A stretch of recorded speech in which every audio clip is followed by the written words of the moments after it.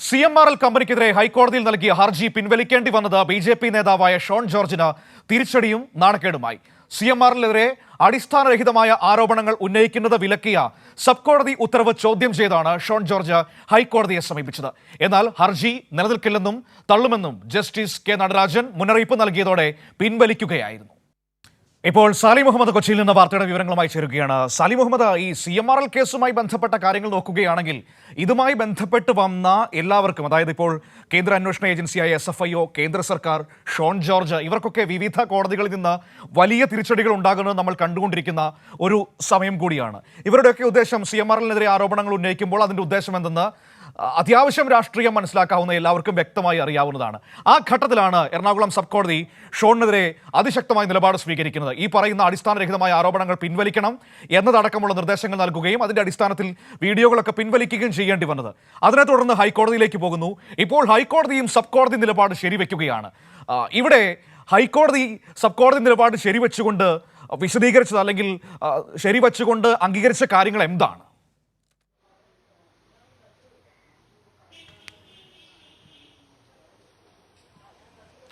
അതായത് ഹൈക്കോടതിയിൽ ആ ഹർജി, ഇപ്പോൾ ഇയാളുടെ ഹർജി, ഷോണിൻ്റെ ഹർജി വന്നപ്പോൾ തന്നെ കോടതി അത് പരിശോധിച്ചതിന് ശേഷം അതിലൊരു ഉത്തരവിലേക്കൊന്നും പോകേണ്ടി വന്നില്ല.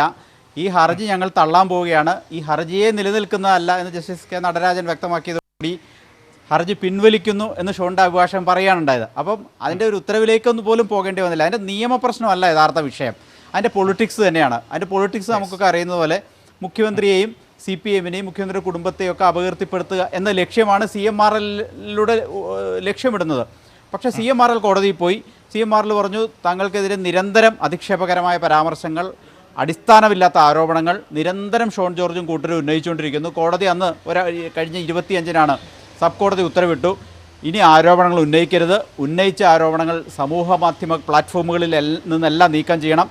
ഇത് ഷോൺ ജോർജിന് മാത്രമല്ല, ഷോൺ ജോർജുമായി ഒപ്പം നിൽക്കുന്ന സമാന ആരോപണങ്ങൾ ഈ കമ്പനിക്കെതിരെ ഉന്നയിക്കുന്ന എല്ലാവർക്കും ബാധകമാണ് എന്ന് സബ് കോടതി എന്ന് പ്രഖ്യാപിക്കുകയും ചെയ്തിരുന്നു. വലിയ തിരിച്ചടിയായി, വലിയ ചർച്ചയാവുകയും ചെയ്തു. കാരണം ഇങ്ങനെ ഒരു ഹർജിയിൽ ഇത്തരമൊരു ഉത്തരവ് അസാധാരണമാണ്. കാരണം ഒരു ആരോപണമേ ഉന്നയിക്കരുത് എന്ന് കോടതി സാധാരണ പറയാറില്ല. പക്ഷേ കോടതി ഫയലുകളെല്ലാം പരിശോധിച്ചതിന് ശേഷം അന്ന് പറഞ്ഞത് ഇതൊന്നും നിലനിൽക്കുന്നതല്ല, അതുകൊണ്ട് വെറുതെ ആരോപണങ്ങൾ ഉന്നയിച്ച് ഒരാളെയോ ഒരു കമ്പനിയെയോ ഒരു സംവിധാനത്തെയോ അപകീർത്തിപ്പെടുത്തുന്നത് ശരിയല്ല, അതുകൊണ്ട് എല്ലാം പിൻവലിച്ചേക്കുക.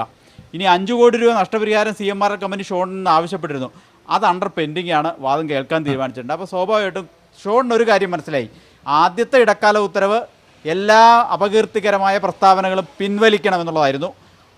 രണ്ടാമത്തെ ഈ ഹർജിയിലെ ആവശ്യം 5 കോടി രൂപ നഷ്ടപരിഹാരമായിരുന്നു. അപ്പോൾ രണ്ടാമത്തെ ആവശ്യത്തിലേക്ക് കോടതി നീങ്ങുന്നു എന്ന് കണ്ടപ്പോഴാണ് ഓടി ഹൈക്കോടതിയിൽ വന്നത്.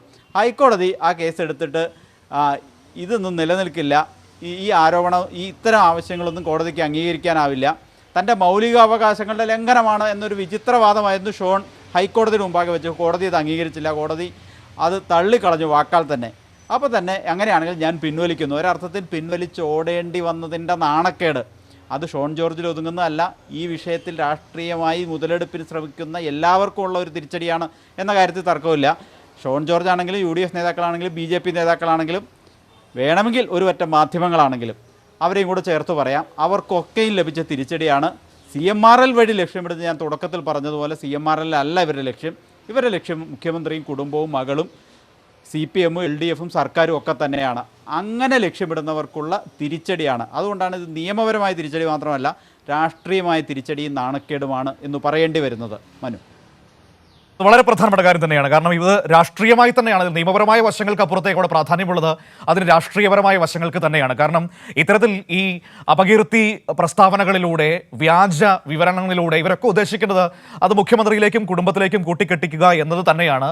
അതാണിപ്പോൾ കോടതി ഇടപെടലിലൂടെ പൊളിഞ്ഞു പോകുന്നത്. ആ പ്രസ്താവന പിൻവലിച്ച് ഓടേണ്ടി വരുന്ന ഷോൺ ജോർജ് ഹൈക്കോടതിയിൽ ചെല്ലുമ്പോൾ അവിടെ നിന്നും തിരിച്ചടി കിട്ടുന്ന സാഹചര്യം. ഈ ഷോൺ ജോർജിൻ്റെയൊക്കെ ഈ ആരോപണങ്ങൾ 1-ാം പേജിൽ വലിയ വെണ്ടക്കയായി നിരത്തി നൽകിയ മാധ്യമങ്ങളൊക്കെ ഷോൺ ജോർജിന് കിട്ടിയ വലിയ തിരിച്ചടി 5-ാം പേജിലും 7-ാം പേജിലുമൊക്കെ ഒരു മൂലക്കിൽ ഇങ്ങനെ ഒരു ചെറിയ കോളം വാർത്തയിൽ ഒതുക്കുന്ന ദയനീയ കാഴ്ചയും നമ്മൾ ഈ ദിവസം കണ്ടുകൊണ്ടിരിക്കുകയാണ്. ഒരർത്ഥത്തിൽ പറഞ്ഞാൽ ആ മാധ്യമങ്ങൾക്ക് കൂടിയാണ് സബ് കോടതിയുടെയും തുടർന്ന് ഹൈക്കോടതിയുടെയും നിലപാടുകളിൽ മുഖമടച്ച് അടി കിട്ടിയത് എന്ന് തന്നെ പറയേണ്ടി വരും. ഈ നാട്ടിലെ മാധ്യമങ്ങളുടെയൊക്കെ ഒരു രാഷ്ട്രീയ ഇരട്ടത്താപ്പ് കൂടിയാണ് നമ്മളിപ്പോൾ കണ്ടുകൊണ്ടിരിക്കുന്നത്. വിവരങ്ങളാണ് സാലി മുഹമ്മദ് കൊച്ചിയിൽ നിന്ന് നൽകിയത്.